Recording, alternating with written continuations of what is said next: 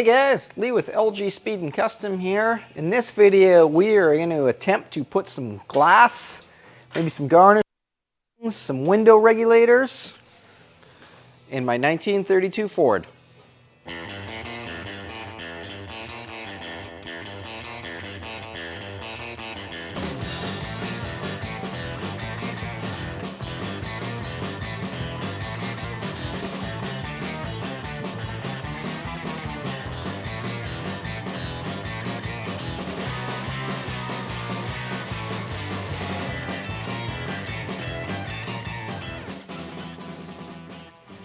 So when I bought this car 2.5 years ago, I guess it's been 2.5 years already, it had 2 of the 4 side windows in it. It had a windshield and it had a rear window. The rear window I've never ever had it out, but we've had the rest all apart on this.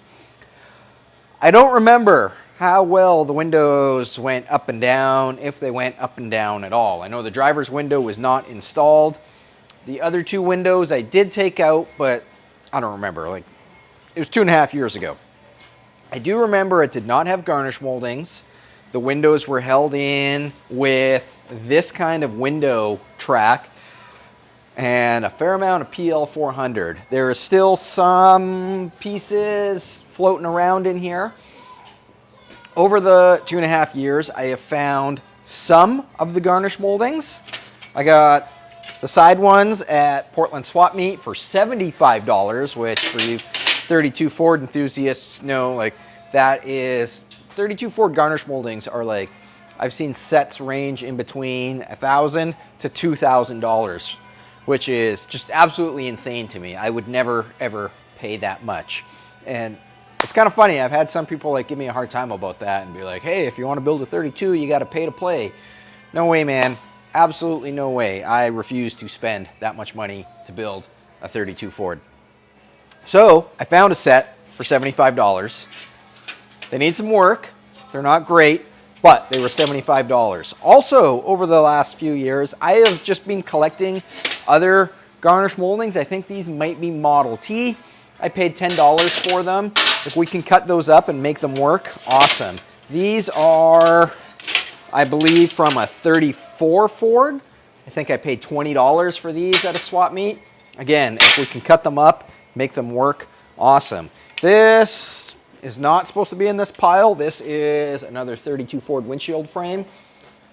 This windshield frame doesn't fit great. It's the one that was in the car when I bought it, and I put it back in, knowing that at some point in the future, we're gonna have to take it back out and probably re-chop it properly so that it's got a pretty good gap in here. But in the meantime, I don't care. I just want to get this car on the road so I can drive it. When that day comes, I bought another 32 Ford windshield frame that is in considerably better shape than this one.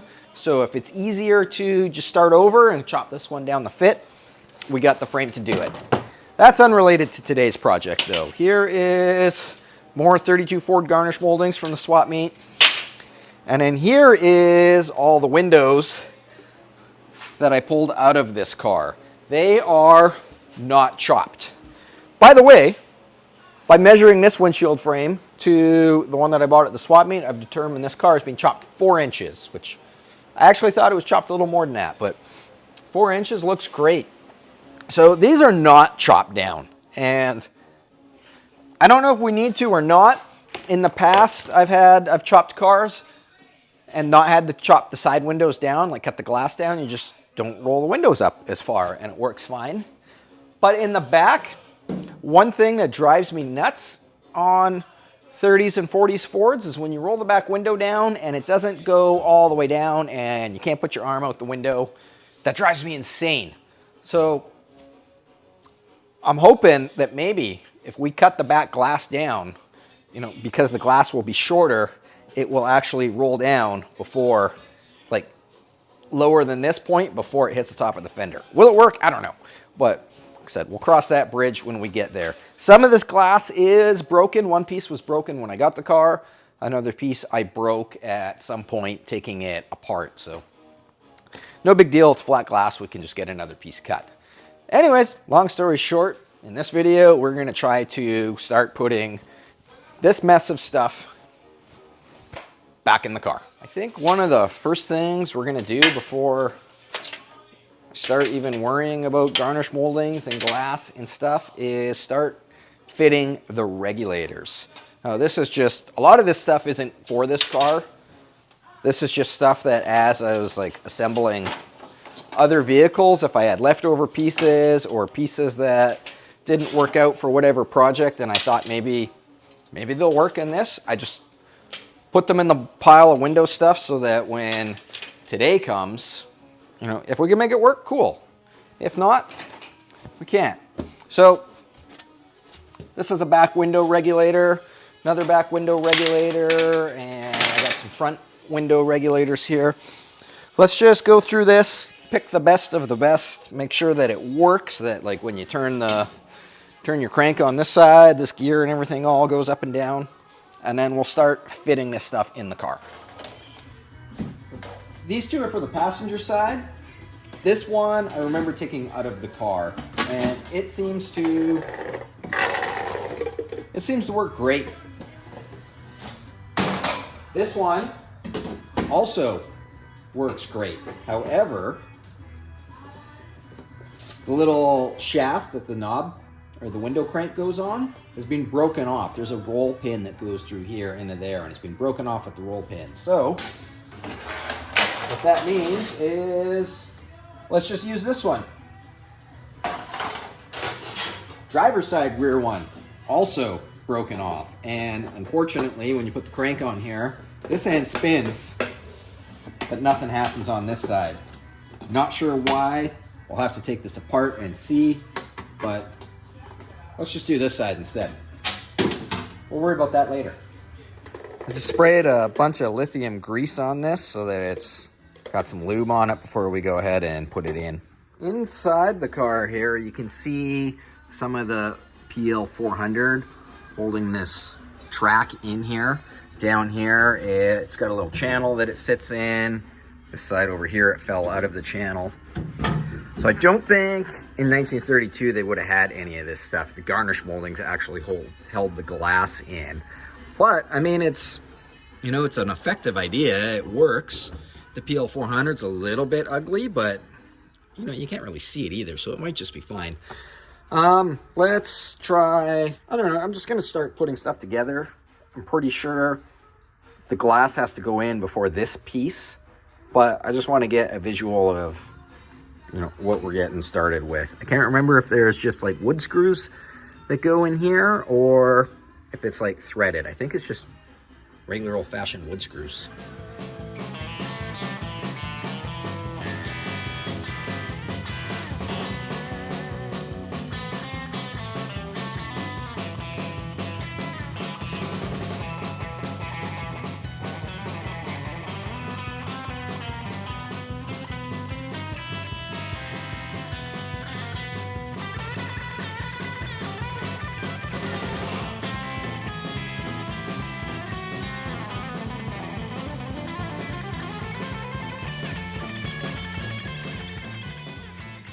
Well, here is where we're at. The window is in, the regulator is in, the garnish molding is just balanced in here, mocked up. Obviously way too tall because we gotta trim it down. So the window does roll up and down. It doesn't roll up and down nicely, and I think part of that is because this regulator setup just has like one pivot point, and the window kind of will rock back and forth on that pivot point and kind of get jammed in the tracks. Also, that could be just exaggerated because I don't have this actually glued into the track, the little runner guy that goes on the end of the regulator, which thankfully I had two brand new ones that came with the car that were just in a box of parts, so that was awesome. We've got, I can see, you probably can't see because this is clear, but we got a little bit of daylight through here. So what I've done is taken my grease pencil and traced our line on here. And now we can roll carefully. I might need two hands to do this, but you can see like back here, we have where my grease pencil mark is right here, and the glass goes all the way back to here. So we can sand that down to get the glass to go up a little bit higher. I just rolled the window all the way down. I didn't film it because I need 2 hands to do it. This is the track I was talking about and how it's only got the one pivot point in here. When you're rolling the window up, this slides along here. So I don't have any grease or lubrication on here. And like I said, this isn't actually, the glass isn't attached in here. So that could be why I'm having troubles. What I've done is made a mark of how much sticks up. We've got like 2 inches maybe of glass that's sticking up, which means I think we can cut this glass down so that when the window rolls all the way down and bottoms out down here, it will be flush with the top of the garnish molding. So because of this stuff glued in here, the garnish molding doesn't actually have to hold the glass in anymore. This holds the glass in, which I kind of like, because this, you know, the windows won't rattle going down the road. However, it's not glued in the greatest. So I think I might, as much as I hate to take stuff apart, I think I might take it apart so that I can try putting it in just a little neater. And that also might help our windows go up and down. But what I'm afraid of is because it's not sitting tight against here, when we do cut the garnish moldings down to fit them in, there's not going to be enough room in here, and the garnish moldings are going to stick out too far. So I think my next step is maybe we'll take this out and see if we can put it back in just a little neater. I just took the glass and regulator back out. Oh, this is coming out really easy actually. Cool. That wasn't so bad. So yeah, if we straighten this stuff out, and maybe we can reuse this piece. If not, I did find you can buy this stuff new from like Max or Dennis Carpenter or whatever. That piece I took out of here, I don't think I'm gonna use. I did find a new piece amongst all the random pieces that may have come with the car, or it may have been from, built a 34 Ford pickup last year for a guy, and it might be leftovers from that, but it's got a Max like part number on it, so I know we can get more. What I'm gonna do is, I got some rivets and a rivet gun, and to hold this in, I think I'm just going to like slide it in there and maybe put like a rivet every, I don't know, 8 inches, 10 inches or so, maybe like rivet there, rivet there, rivet there, and just keep it nice and tight to this edge all the way along, and it should work. Okay, let's start right at the bottom. Got a 1/8 inch drill bit.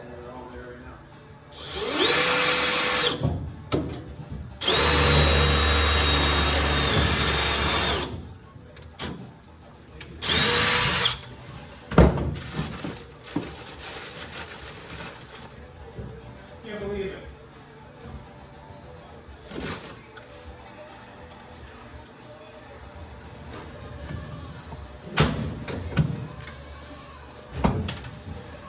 Cool.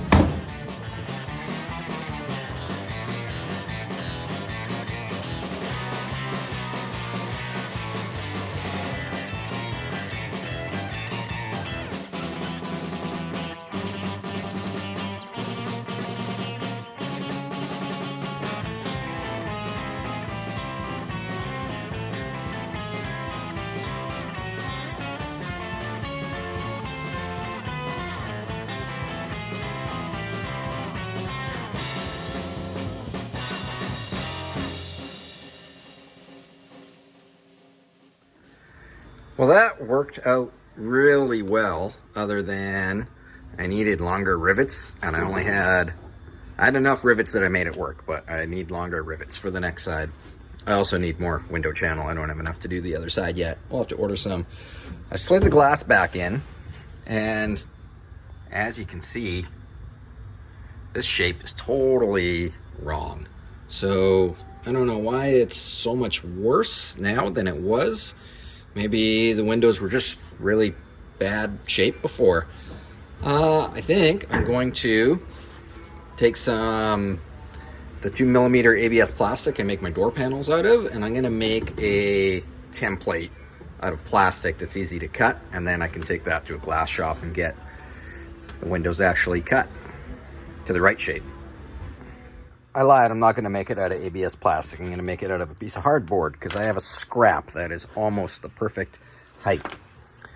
So we needed to shorten it that much for it to roll down all the way flush with the bottom of the window opening. That is 2 inches. So I don't know how accurate that is still gonna be with our new windlace. So let's start like with this much and we'll trace it. And I know that this corner up here isn't right, but this is gonna get us a start. And from here, we can just cut this shape out, take it to the car, and just start kind of trimming it away until it fits and slides all the way up in there. You're not gonna believe this, but I'm gonna use this table saw for actual real table saw stuff rather than a welding bench.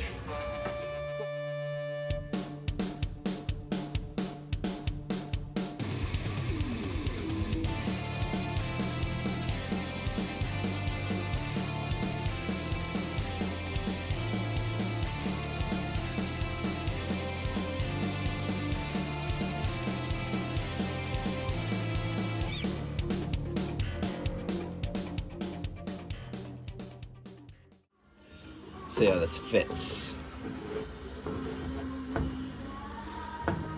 So just as we knew, this upper corner has got to be trimmed a little bit. So I just grabbed a pencil and I'm just gonna kind of trace this, and we can take it out and trim it down as we need. Keep in mind that this pencil mark I just drew on here is like to the outside edge of our window channel that went in. So when we pull it out of here again, you know, we're gonna have to add a 1/4 inch or so on there. Actually, based on that, we could be a 1/4 inch wider already. Let's get this one in the ballpark, and then if we gotta make a new one that's a little bit bigger, we can do that. Maybe that window was too small to begin with. If we stick this nice and tight on this end here, you can see how much we need to, that's how much we gotta be sticking in there. Maybe that's why the other window was like walking back and forth on its way up.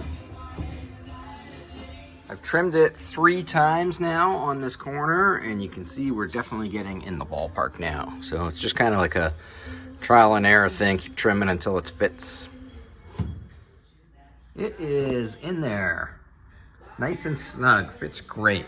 So I just went ahead on this side and traced where the top of the window, the top of the belt line meets the window. Because when I slide it all the way down, it sits flush right now, which is what we want, but we got that track that's got to go on there. So it's got to come down probably another 1/2 inch. So this way I've got a reference point. When we pull the template back out, we can see how much we can cut off the bottom. Here we are all the way down. And yeah, like you can see, it's nice and flush, which is what we want. But we are touching this bolt, so we do got to trim a little bit more. Also, remember how we didn't have like a big gap on this side? That's because this wasn't attached, so I put a screw in there. It was just flopping back and forth, so it's fine. We don't need to worry about that. I think that's so that you can get the glass in and out without flexing it like I just did.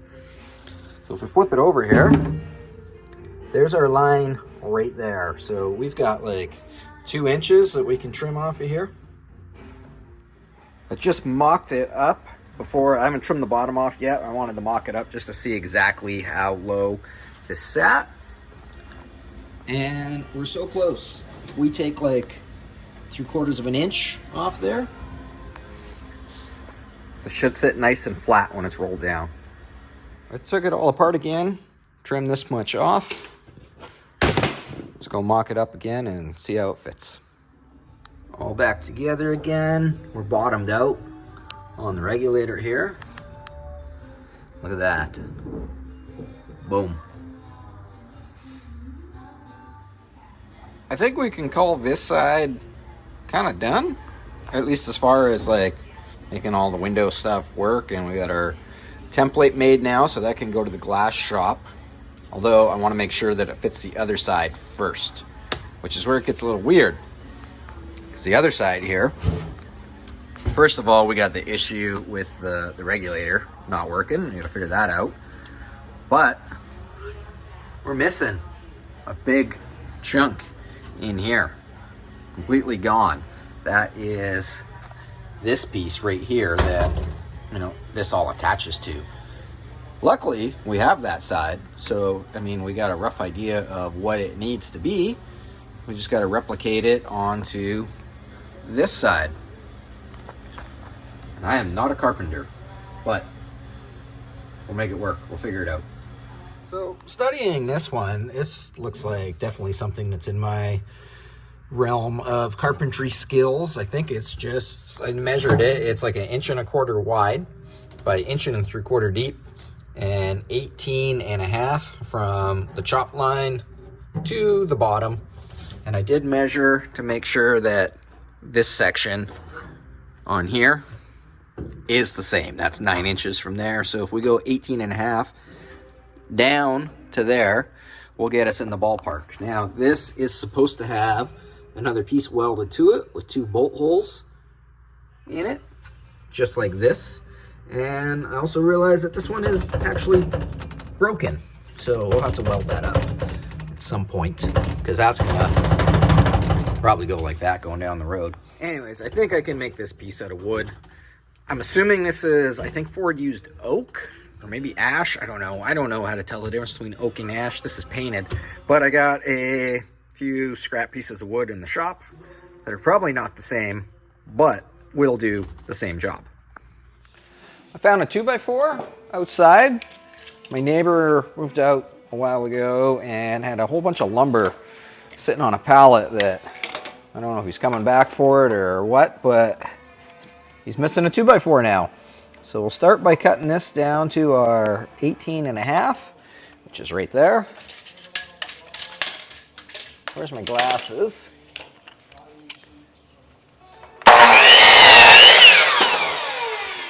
And now we'll rip this in the table saw down to our 1.25 and 1.75 dimensions.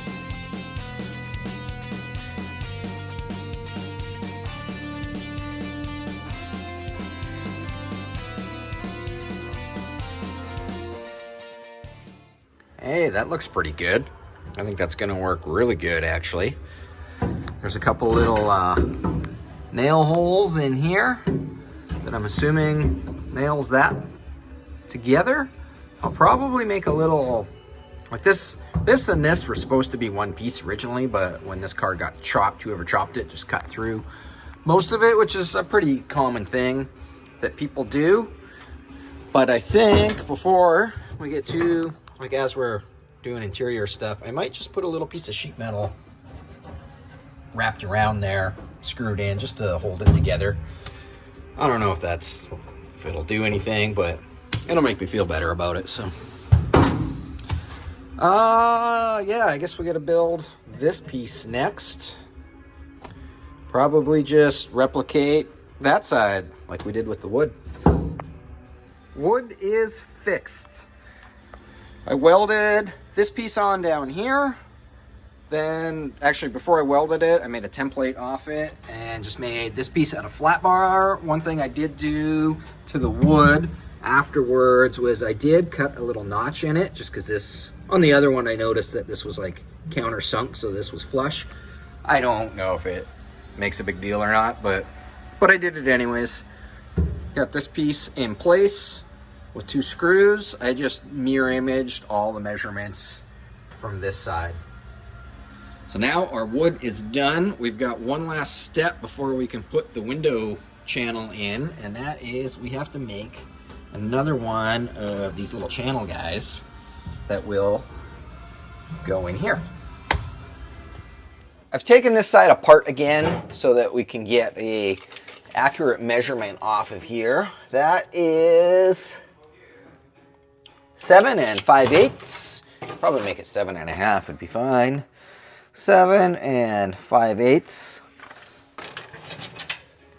And it is a 1/2 inch deep. 1/2 inch deep. And how wide is this? Can I get this behind it? 3, not quite, yeah. Yeah, we'll say 3/4.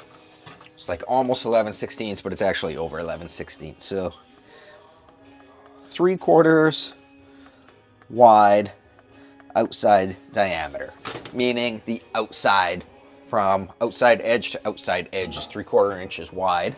I'm gonna measure this one here for the inside, and it is 5/8 inside diameter. 5/8 ID. So this is a pretty easy piece to make. We're just gonna grab a little bit of 18 gauge, cut it 7 1/2 inches, and we'll put it in the brake, fold it, boom. I apologize that I didn't film when I took the flat bar and made this piece for the other side. As I was in like the middle of this video, my mom showed up. She flew in she lives in just outside of Edmonton, Alberta, so quite a ways from me. So yeah, she came into town for the weekend, so I was a little bit distracted when she was here. But it's the following week now, so there's no distractions. Let's make this piece. Okay, here's a piece in our scrap bin. So we need a 1/2 inch, a 1/2 inch, and 3/4 inch. So 1 3/4 inches wide. This piece is 1 7/8. So that will work. Let's square this edge up here and shear. Oh, you know what? This piece isn't long enough. It's gonna be like just over 6 inches, which would probably work. But I think we've got pieces in here. Yeah, we can use this piece instead. So 1 3/4. This shear has little lines on here and 1 inch increments, and then on the side is an actual tape measure. So that's 2 inches there. That should be 1/4 inch. Perfect. Cut this end square.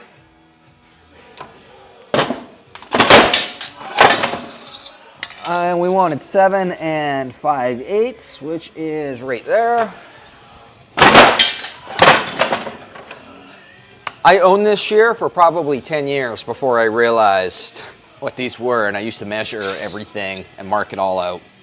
Saves so much time now. All right, we're gonna go over to the brake now and go in a 1/2 inch on each side and fold it 90 degrees. Actually, before we fold it, I'm gonna take my hole punch here and just punch 2 holes in the center. One there and one, that's about center there. That way we can use these to actually attach this to the piece of wood when we put it in the car. And it's a lot easier to do this before it's folded. After it's folded, I'd have to drill a hole, which is no big deal, but the hole punch is just way faster. I already know that this edge on my brake is a 1/2 inch, so I'm just gonna line it up flush with that. Clamp it in place. Fold 90 degrees. And now from here, we want to clamp it. This is going to be our inside diameter, so we want 5/8.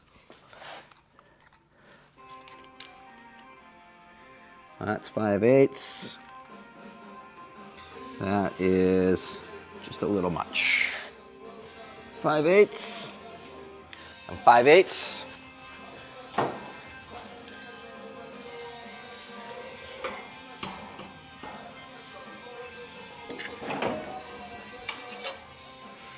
Boom, there we go. We got our window channel. We're a little wonky, but it'll work. It'll be okay. That is 5/8 of an inch deep instead of a 1/2 inch. But our inside diameter is 5/8. Our outside is 3/4 of an inch.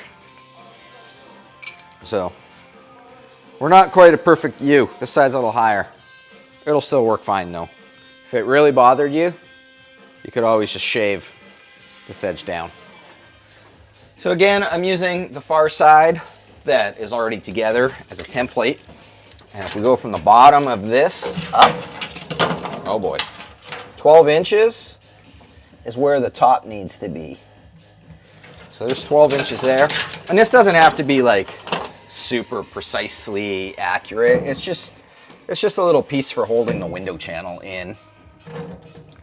So 12 inches to the top. What does need to be pretty accurate though is our depth, because you want it to run on the same plane as this edge. So I'm going to use my T-square for that and just get a measurement on the top and bottom. We'll make a mark there and a mark there. Now we can take this piece, line it up with our marks. I got an 1/8 inch drill bit and a pre-drill the wood. So it doesn't split. Get a couple screws.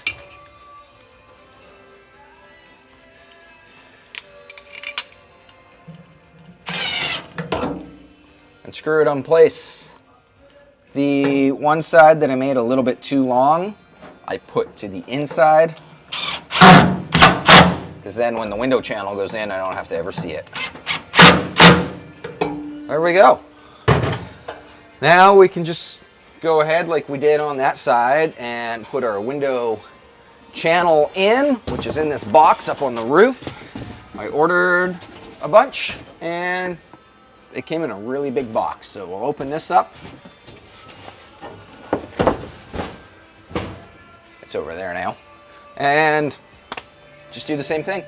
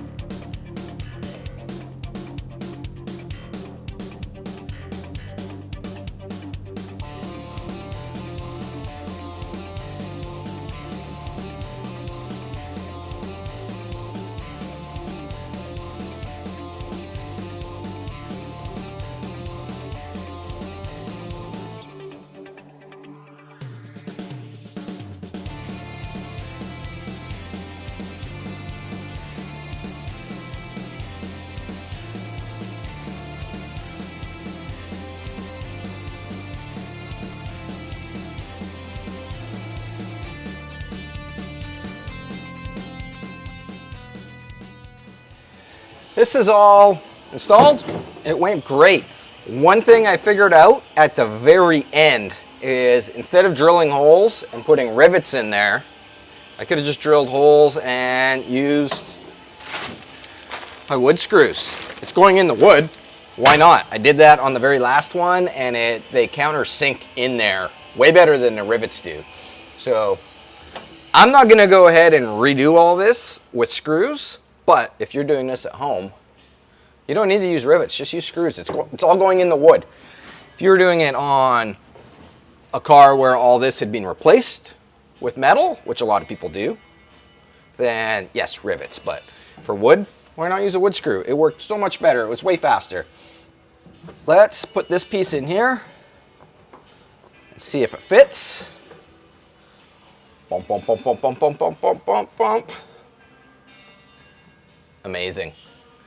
Okay, our template fits both sides, so this can go to the glass shop.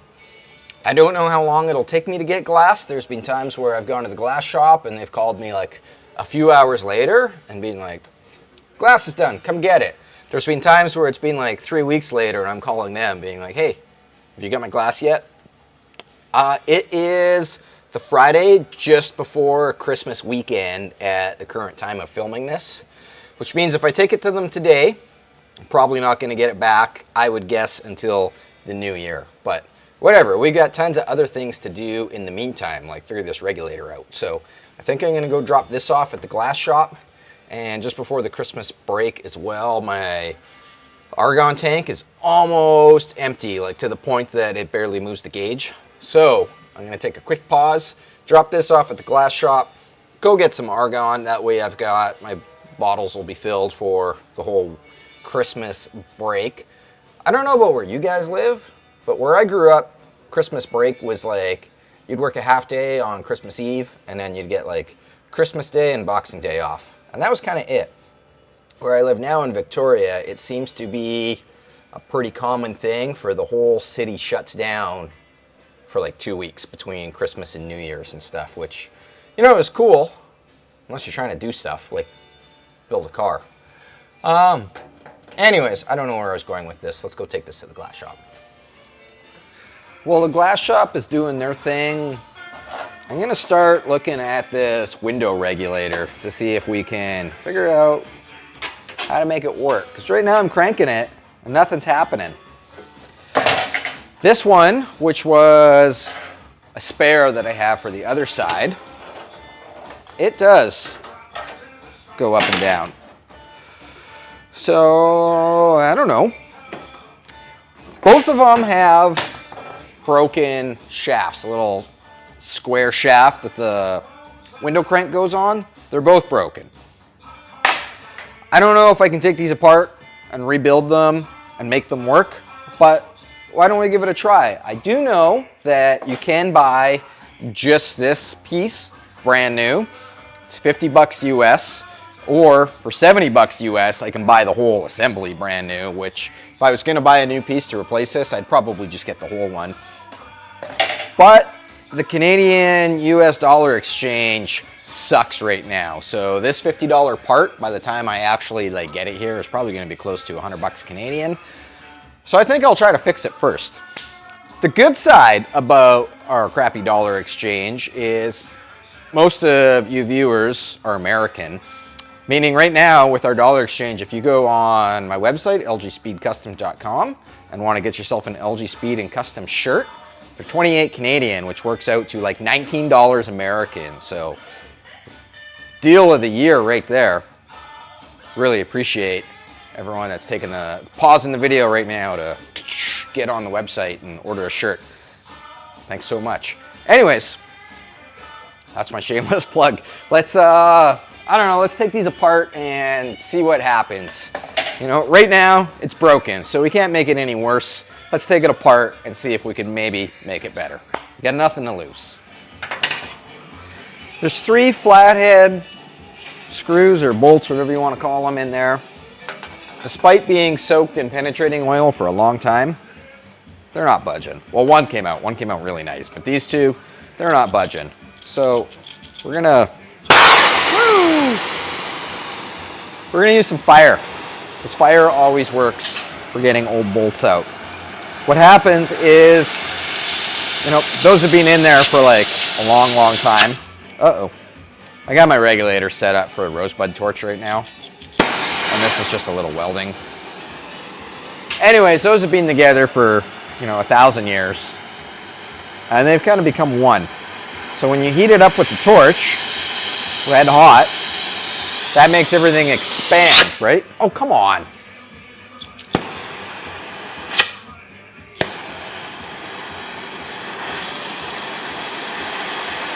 There we go. So that makes everything expand, right? When you heat it up red hot, and when it expands, that little rust fused together mess, it expands and kind of cracks apart again. I'm going to heat it up on this side, and then I'm going to go on the back side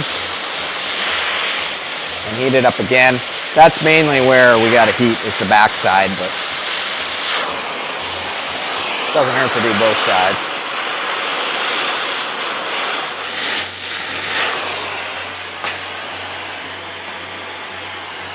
Look at that. Just screws out like butter, like brand new.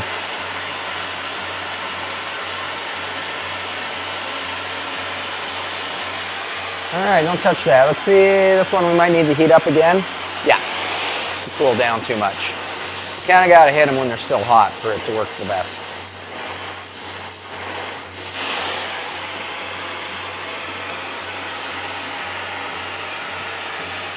One-handed.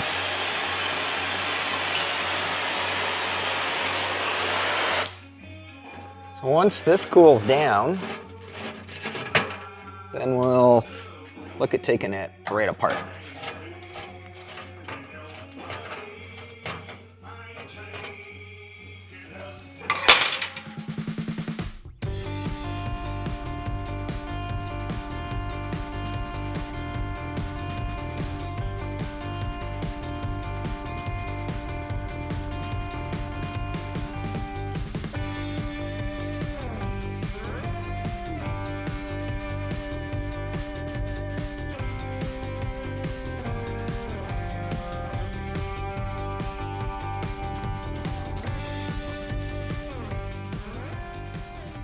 Gone ahead and clamped this in the vise.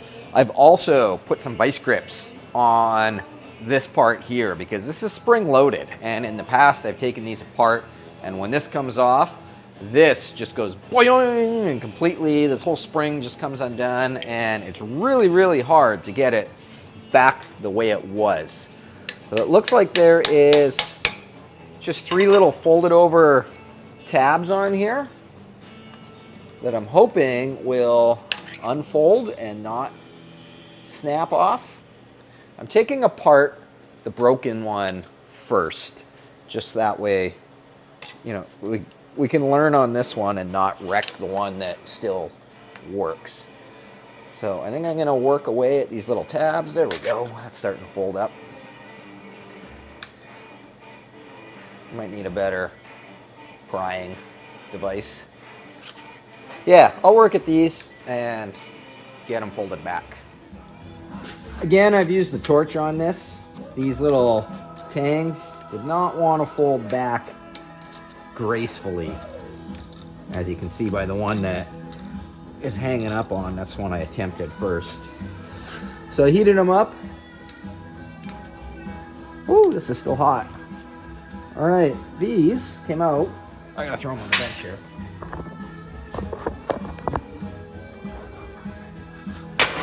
So this came out in like multiple pieces, which is maybe why it doesn't work anymore, would be my guess. Something broke inside. I'm gonna let that cool down before I start investigating. Yeah, we've got all sorts of broken bits in here. So I think this one is done. That went in there like that. And then one thing I thought of, if I do take the other one out and swap it into here, we still have to deal with this broken shaft where the crank attaches. So I think what my next step is I'm gonna take this broken one and I'm gonna see if I can weld it. I have a feeling that this might be like some sort of cast. I don't know, it looks weird. It looks like it might not weld. And if I can't weld to it, like I was thinking I could just build it up with weld and then shape it back into a hex again, drill my hole in it, and it should be good again. But if we can't weld to this, this might not work out. We might end up buying a new one anyway. So I'm gonna quickly try a little sample on this to see if it works.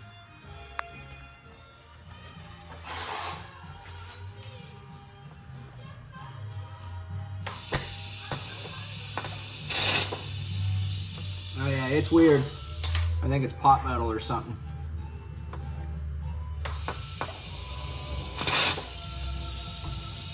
All right. Well, that's that. That's not gonna work. Plan B or plan C? I don't know what plan we're on. So plan B, plan C, plan D, I don't know what plan we're on anymore, but the plan. Discovering that that's pot metal means it's not gonna work.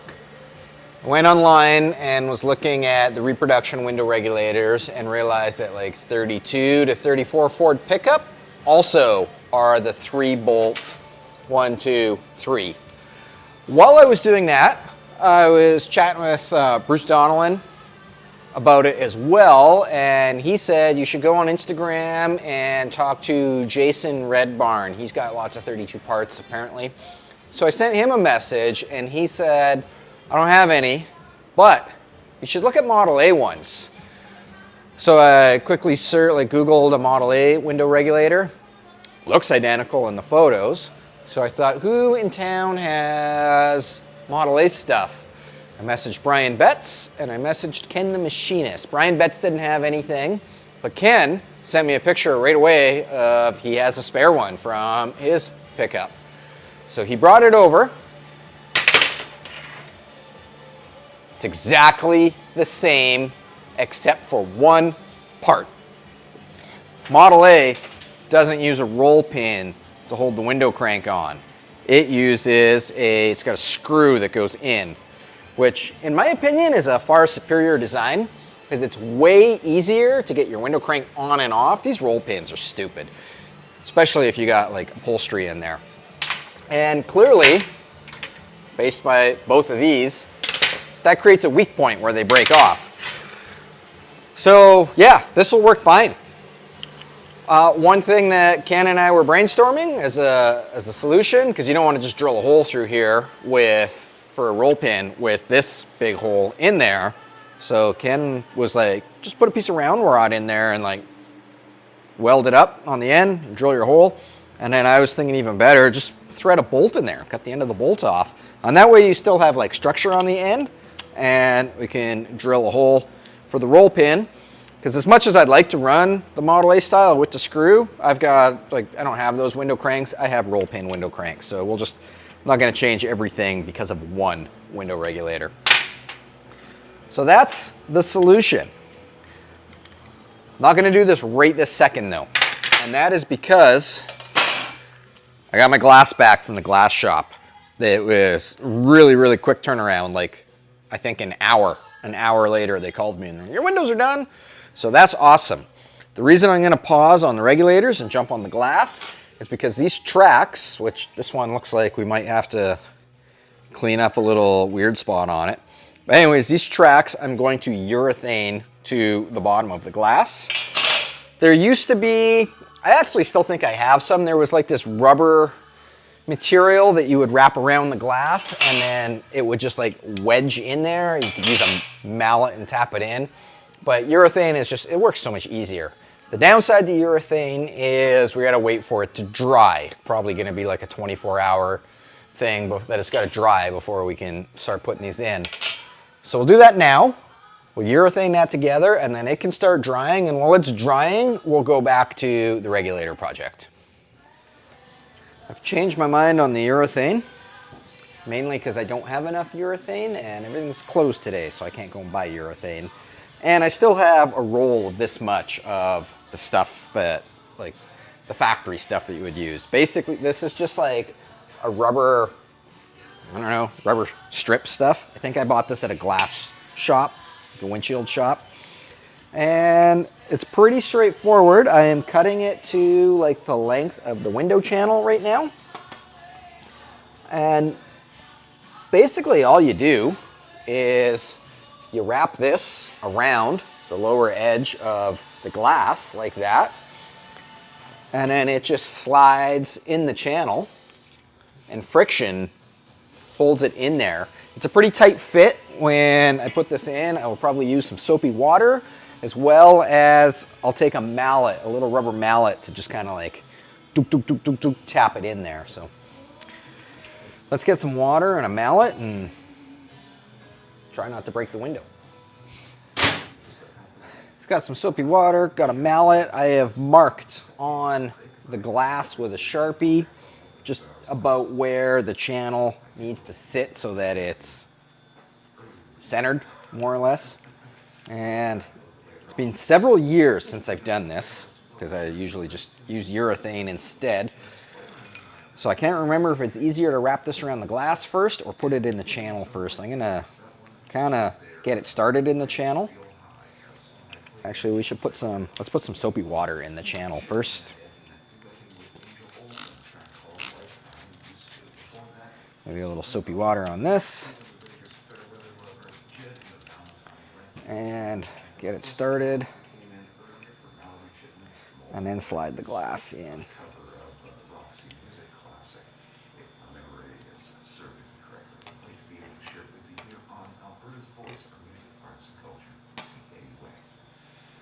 Okay, let's spray this channel, a little valley. And I don't know, let's see what happens.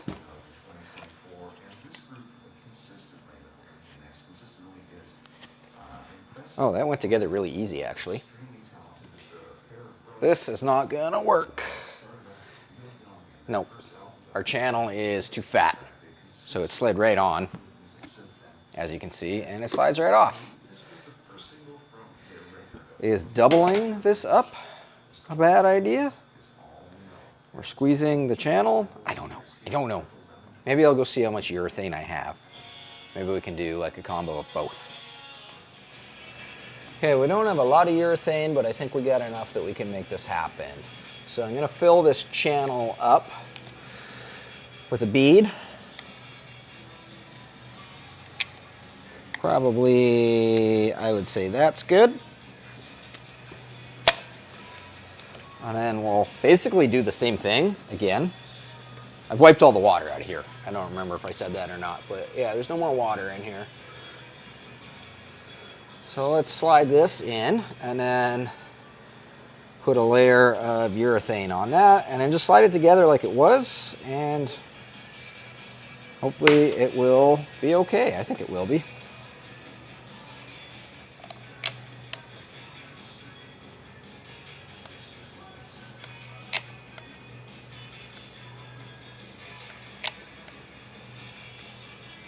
I'm putting quite a bit in. It's probably going to squeeze out, which is fine.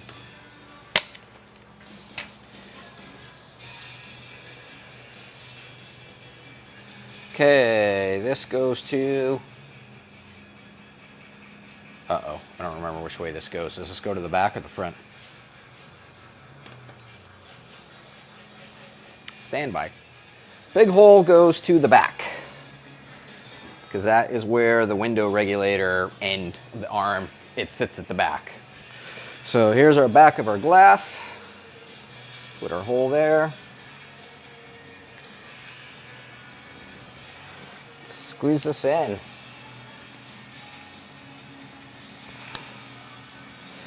Okay, I think we'll just let that sit overnight. I think I'll grab some tape. Tape it on there. Do the other one. See what happens. Both windows are done. Don't stick your finger in that. We'll just let this hang out until tomorrow. In the meantime, let's go back to this regulator. I've got a fine thread bolt threaded in there, so we can cut the end off of that, slide this guy on there, and then use an 1/8 inch drill bit to drill the hole through here. Remember the window track? I noticed there was, where this slides on, it had that weird little ka-choink thing. I just cleaned that up with a little bit of 80 grit. But while I was doing that, I went to test fit this and realized that this Model A regulator, this piece here is actually quite a bit bigger than the 32 one, and this does not fit in the track. Should be an okay fix though. I can, on the backside here, this is just like, kind of like riveted, I guess. Push through and fold it over on the backside. But I think I can just grind this off, pop that out, do the same on this one, and then put the small one in this arm and just weld it from the backside. And then that should solve that. So let's do that, and then I think our regulator troubles are over.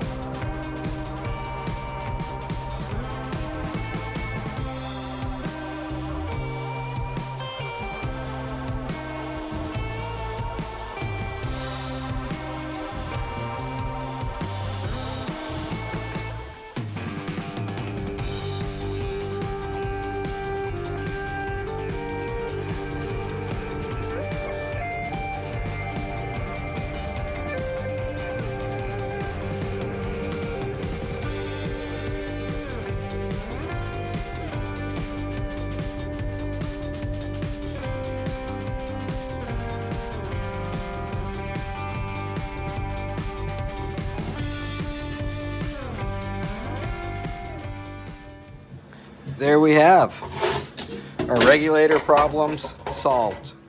So tomorrow, when our glass is all dry, we can, I think, put this all back together.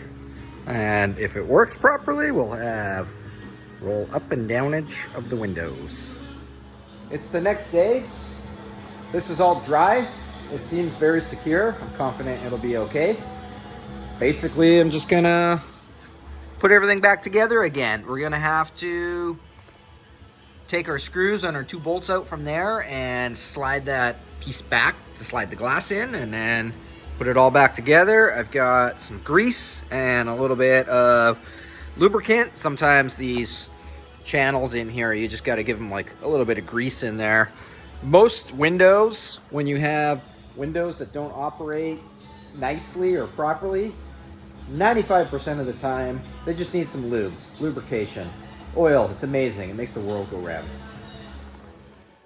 It's a few hours later, and I've got this all back together.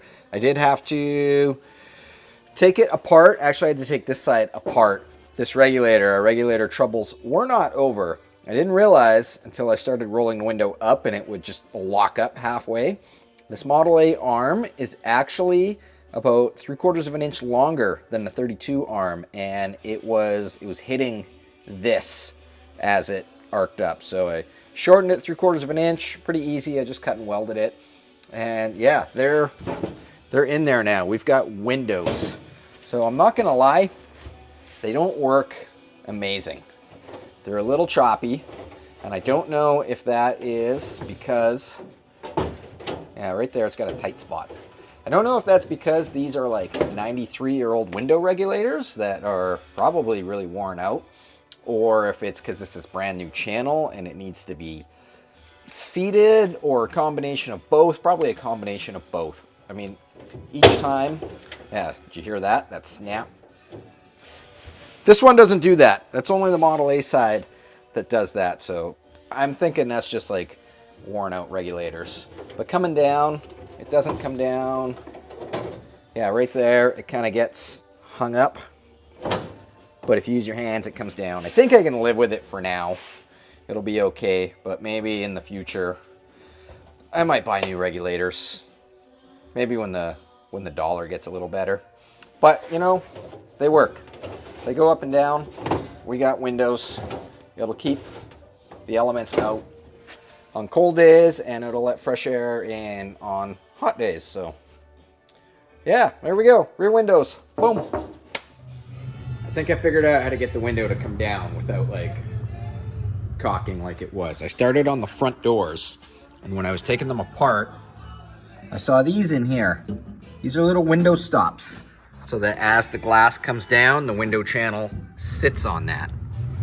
So I made a paper template, and I bent up 4 of these guys. What they will do is on each end of the glass here, I will attach them like that. I'm gonna glue some rubber on here so that it's not metal on metal and rattles down the road. But what this will do is as the glass is coming down, let's roll this up a little bit.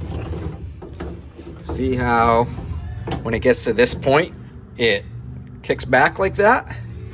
Well, if this is underneath here in the right spot, see how it pushed the front down? So I made 4. The idea of we'll put 1 on each end of the glass, and as it comes down, it'll level out. I think it'll work. I've glued some 1/4 inch jute underlay to them, and I've got this side screwed in just like that, and we're nice, perfectly flush across the top here, and we're not quite touching there. Got a little bit of a gap in there, so that should be okay. Let's put it back together and see how it works. All right, let's see this, see what happens. Boom, that works okay. It's just got that one tight spot in it now. But you know what? Every time it goes up and down, it gets a little bit better and better. And this is the hard side. The other side works better. So I think it's at the point I can live with it, even if it's not, you know, perfect. It's not as nice as like a brand new BMW window going up and down, but for a car that's almost 100 years old and it's in the back seat, like how often do you ever roll your back windows down? Not that often. think I can live with it. I think it'll be okay. This one's actually not bad as is. But I'll still put them in anyways because it still does come down. This one, the front comes down first, whereas the other side, the back would come down first. But it does level out. I'll still put them in though, because right now it's like metal on metal down there. And that's gonna rattle going down the road and that's gonna suck. Got the passenger side all back together now. Boom, that's really nice. I can live with that. I'm happy with that. Perfect. Back windows, done. Well, I'm ready to start on our front doors now. I've already glued the tracks onto the glass, but I think I'm gonna do a different video for that because this video is getting pretty long now. Most of you guys have probably already fallen asleep or changed your channel, or better yet, hopefully you got off the couch and you're out in your garage right now working on your car. That would be the best solution, but yeah, we'll do this in another video. There's no window channels in here. Like, you know, the piece that this goes into, we had to build one on the back here. This doesn't have any, so we got to build all of them. So that'll be a new video. Garnish moldings as well. I can't remember if I mentioned earlier in this video that the garnish moldings, I thought I had both passenger and both driver, and I just needed the rear window. Turns out I don't have any driver's side windows. So check in your attic, check in your basement, all you 32 two-door sedan guys. If you have a set of garnish moldings that you want to sell for a reasonable price, I'm not giving you $500 for one garnish molding, not going to happen. But if you have a set for a realistic budget, hot rods are supposed to be fun, hot rods are not investment cars kind of budget, let me know, because I could use some. And if not, you know, then maybe we'll figure something else out. We'll build our own garnish molding. I don't know. Garnish moldings aren't the end of the world for me. I can drive this car without them. Anyways, thanks so much for watching. Make sure to check out the website, again, lgspeedcustom.com, where we've got LG Speed and Custom merch that is really cheap with our Canadian dollar exchange. So happily ship worldwide, wherever you want. And yeah, next video, front windows. We'll see you later.